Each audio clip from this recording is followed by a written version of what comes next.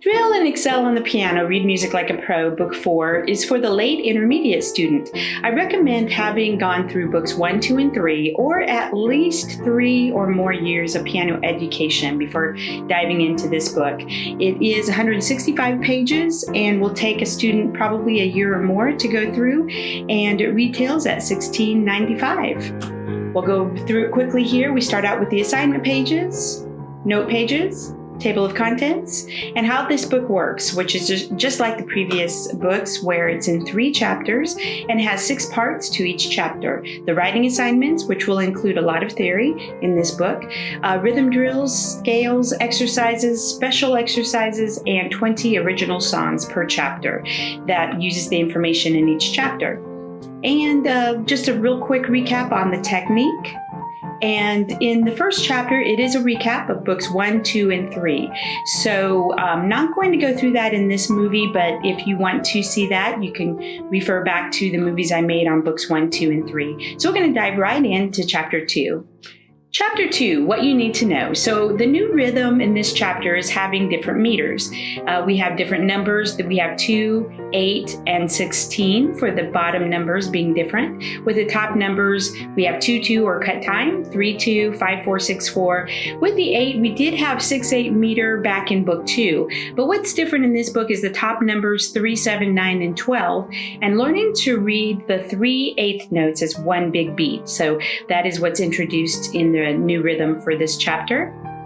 And a quick page for the student to identify what how much each note gets with the different bottom numbers changed. And I do mention that the ratio between the notes stay the same. So even if the bottom number changes, how much between each note, as in doubling, does stay the same. And the new scale and key signature is B flat and G minor for this chapter. And for the triads, I introduced the triad numbers. And so we did introduce all the different triads in book 3. And now we're introducing the triad numbers, and it shows the quality of each chord, whether it's major, minor, or diminished. And here's a little assignment for them to recognize them in the minor keys as well, major and minor keys for the triad numbers. And different improvisational tools that will be used in the songs. We have bass ostinato, waltz, slash chords, counterpoint, all of which are used in the songs. And then the writing assignments. So we start out with the altered intervals that we had started back in book 3. And so now identifying them in B flat for the key in this chapter, for treble and bass, and identifying all the triad numbers in each key. And we go through all the keys that we've had up to this point for identifying triad numbers, and also in the minor keys. And now this page, the student is going to take the triads that I wrote and transpose it into all of the other keys using the triad numbers.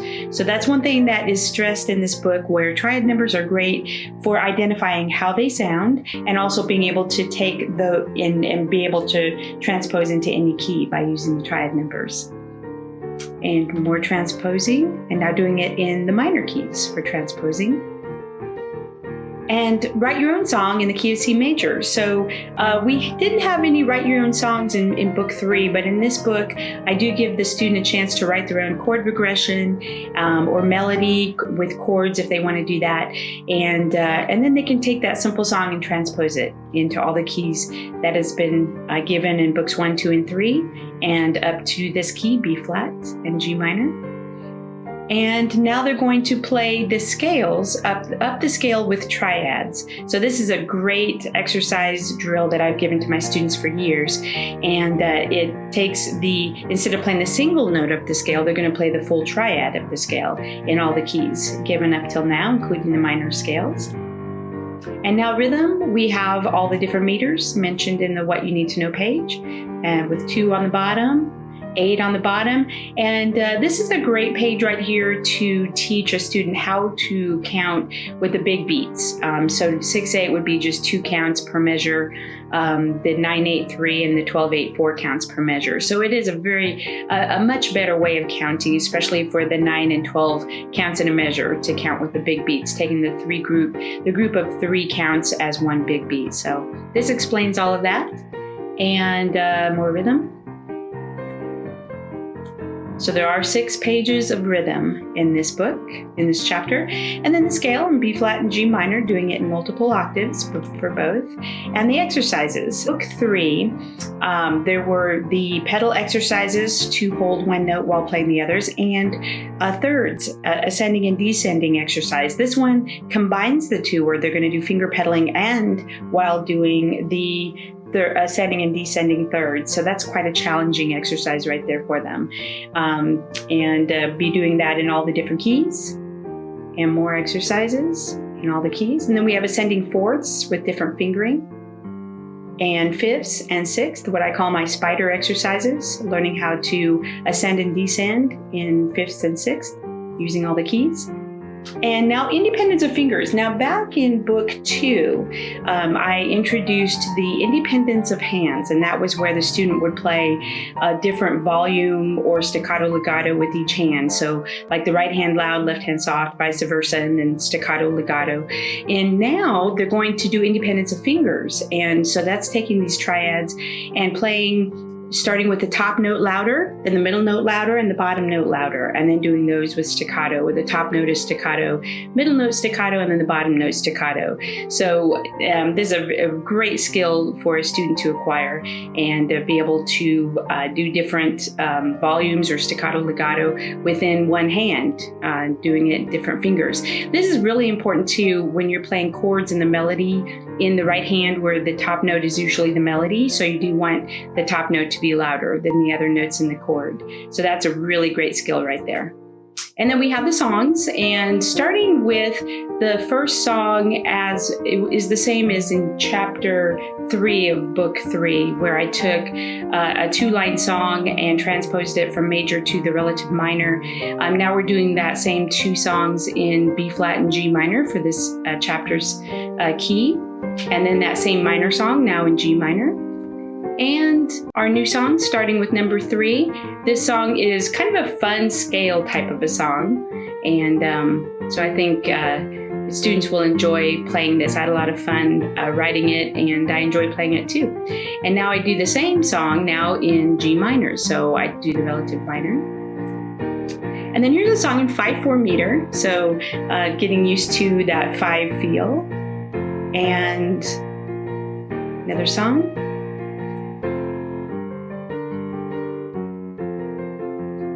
That's a pretty song on this one. A classical type song. And again, just to let you know, I did mix up the styles, so the student will be introduced to various styles. This one is classical in style. And then the 3/2 meter, reading 3/2. That's a 2-page song. Now cut time, 2/2. 6/4 meter, 6/8, and they're going to be reading it in groups of 2 big beats instead of, and this one also introduced counterpoint. So the left hand is doing that while the right hand plays a different melody. So that's kind of an example of counterpoint. 9/8 meter, now reading in 3 groups of 3. 12/8, reading it in 4 beats per measure. 2-page song. This one's a pretty song. This one has an Irish Celtic kind of a style to it, so this one's a lot of fun to play. Finger pedaling with the left hand to continue that skill. And this one is bass ostinato, which was one of the things listed in what you need to know. Notice the bass stays the same for the first whole line in another measure, while the right hand chord changes. So it gives that same bass line while the harmonies change over the bass ostinato. And then this one is the opposite, where the chord stays the same while the bass changes. So this is what's called slash chords, where the chord stays the same while the bass note changes. So kind of a walking bass in the left hand.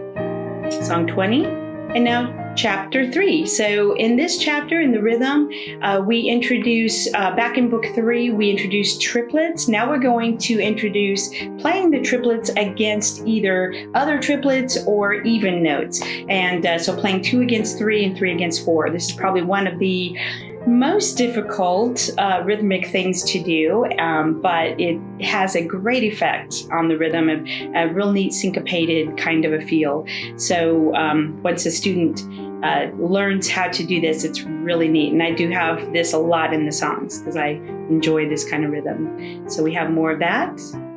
And tempo terminology, instead of doing the metronome mark or the beats per minute, the BPM, the songs in this chapter will give a tempo marking rather than the actual number. So it is the more preferred way for songs to express the tempo, because it also kind of gives the mood of the song as well as the actual beat numbers and more of a beat range. So it gives the musician a little bit of leeway on exactly how fast they're going to play the song, the tempo of the song.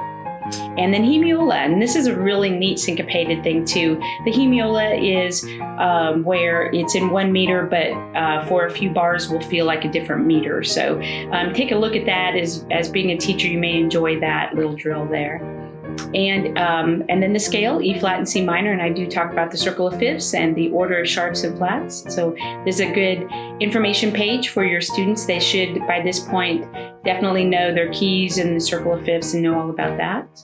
And triad versus the chord, because we are going to be adding notes to the triads, making them into chords. That's something new in this chapter, which is right here. Now we're going to add sevenths to the triad. And this is a great chart that I've drawn for my students for years on how to identify chords that have more than just the triad.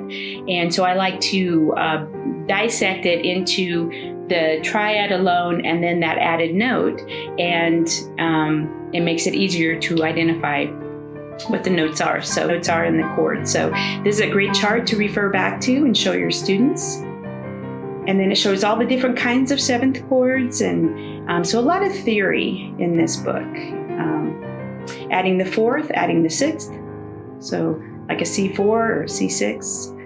And the blues scale. So this is a lot of fun. I think students really enjoy this, learning what makes a blues scale, what notes are affected to have that blues sound to it. And that is actually the 12-bar blues listed there. And then for the written assignments, the altered intervals in E flat, in treble clef, bass clef, and then some chords where they're going to identify chords. They're going to draw the chords. So a lot of writing assignment for all the theory. And then the rhythm drills, doing that through 2 against 3, 3 against 4. More rhythm. And adding the tie now. And then doing the E flat and C minor scales in multiple octaves. And then exercises. And this thumb exercise, number 1, really strengthens the thumb. And the beginning of book 1, I had a simple thumb exercise before the students started playing scales, when they first started playing the C scale. But this one really works out the thumb even more so, a little bit more complicated now. And then number 2 exercise, more thumb work. And then we have doing the 7ths and 8ths and doing different fingering. The spider exercises continuing from the last chapter. I think that went to the 6th and the 7th, and this is now the 7ths and octaves. And then songs, starting with number 1, which is the same as the last chapter, but in E flat and G minor, and the G minor song. And then the same song as last chapter that was in B flat and G minor now is in E flat and C minor. And then the new songs for this chapter. So we have a lot of fun songs in this. Notice all the terminology that for tempo. It's all with the and swing beat on this one, which is that's basically the 12-bar blues right there. And that one continues, more songs. This one does starting to do that 2 against 3, 3 against 4 kind of rhythm. And here's song 10, 11, 12. And this one again is in the blues style with the 12-bar blues in that one. Minor song going back and forth between E flat and C minor. And this one has a lot of the triplets, the 2 against 3, 3 against 4. And song 15, 16, 17, 18, 19, which is, this one is a really fun ragtime song that I wrote. So I'm going to stay on here and let you listen to it.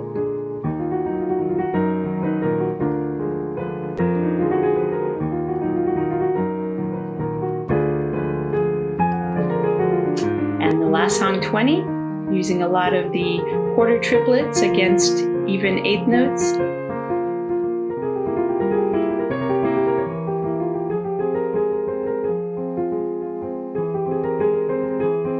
And then empty manuscript paper, as in the previous books. And there you have it, Drill and Excel on the Piano, Book 4 for the late intermediate student. Thank you, and I hope that your students enjoy learning, and thank you for using my books.